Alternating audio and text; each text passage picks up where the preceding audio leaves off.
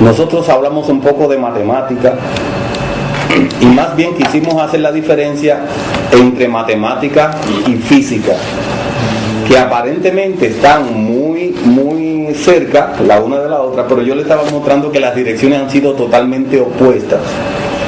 En todo lo vivo, en la realidad, se habla de una realidad material y de una realidad que tiene que ver con la espiritualidad, con los pensamientos. Le habíamos dicho que la física, como disciplina, se ocupa del estudio de la parte material del mundo, y que la matemática ha tomado el rumbo opuesto. O sea, ha ido a tratar de buscar las leyes del pensamiento. Cómo lograr un pensamiento correcto, eso lo ha hecho a través de la lógica, y entonces estamos hablando de que la matemática se ha enfocado más hacia las reglas del pensamiento, en tanto que la física se ha enfocado más hacia la parte de la materia, el átomo, o sea, las estructuras internas de la materia. De matemática le dijimos lo siguiente, porque estábamos tratando de mezclar matemática y la computación. Le decíamos también que quien estudia a la conciencia, a la manera de reflejar el mundo, es la psicología. Sin embargo, le habíamos dicho que la psicología debió haber sido quien produjera la réplica del cerebro, la réplica de cómo funciona el cerebro, ¿no? Porque son los que lo estudian.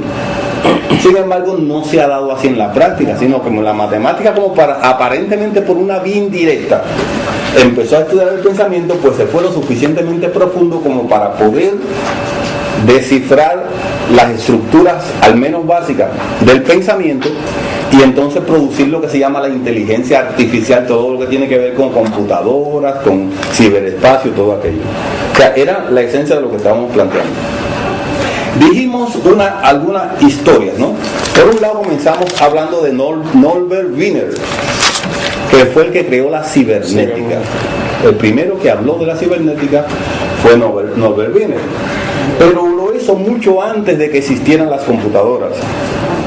Por tanto, eso es un dato más de que cibernética no es exactamente lo que tenga que ver con computadoras, porque si no, ¿qué Norbert Wiener iba a publicar en el año 48 sobre cibernética si todavía la computadora ni soñaba por existir?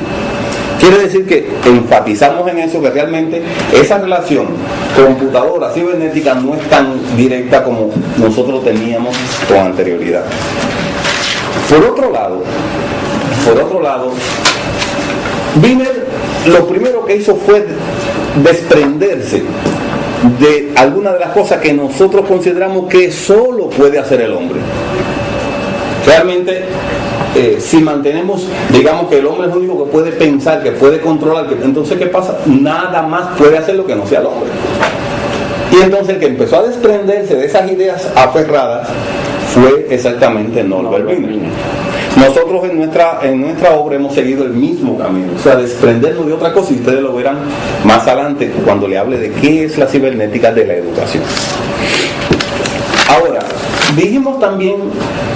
citamos también a David Hilbert,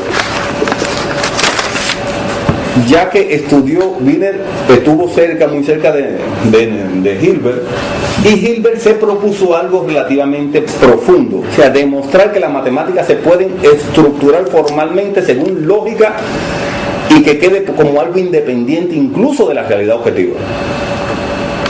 Pero otro matemático, esta vez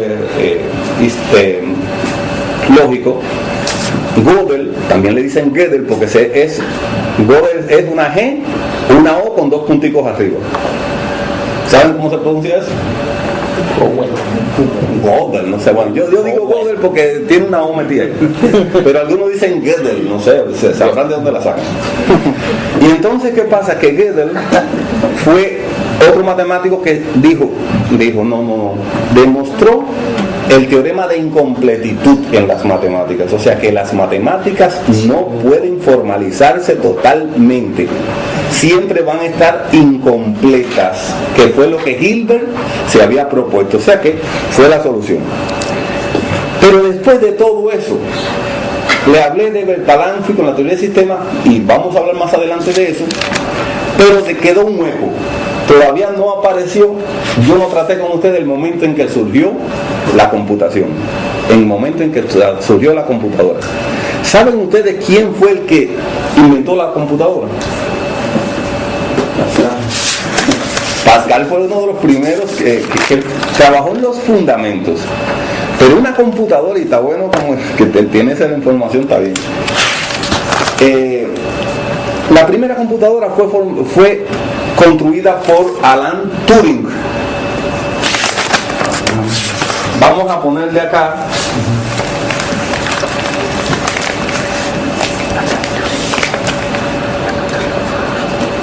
Alan Turing.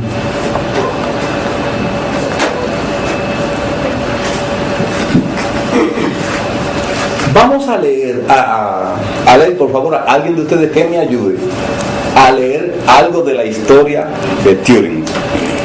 Digo Turing como dicen los rusos. A ver, ¿quién me ayuda si puede ver desde lejos ahí?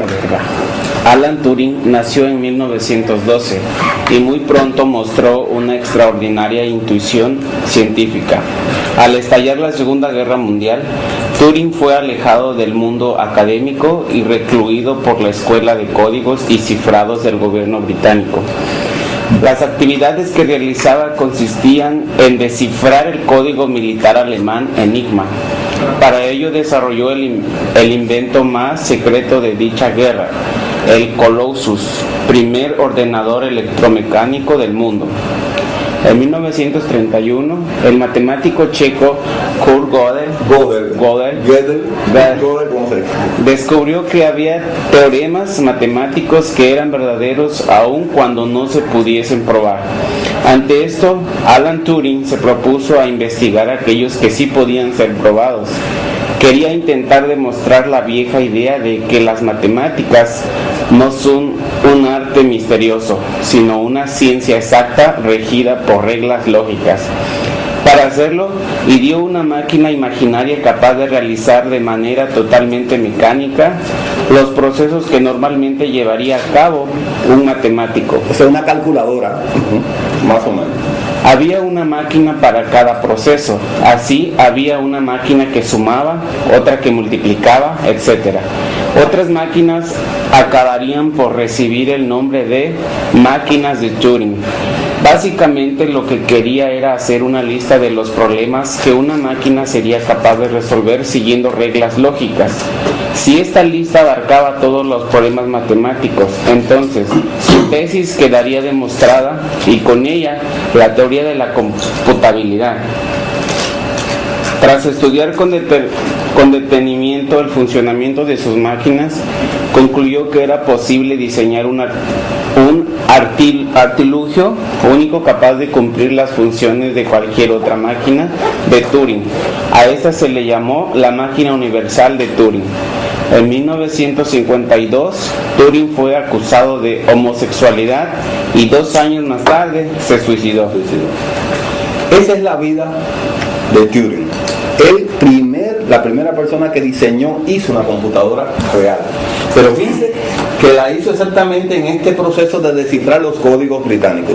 Le vamos a dar más información todavía sobre Turing, pero vamos a hablar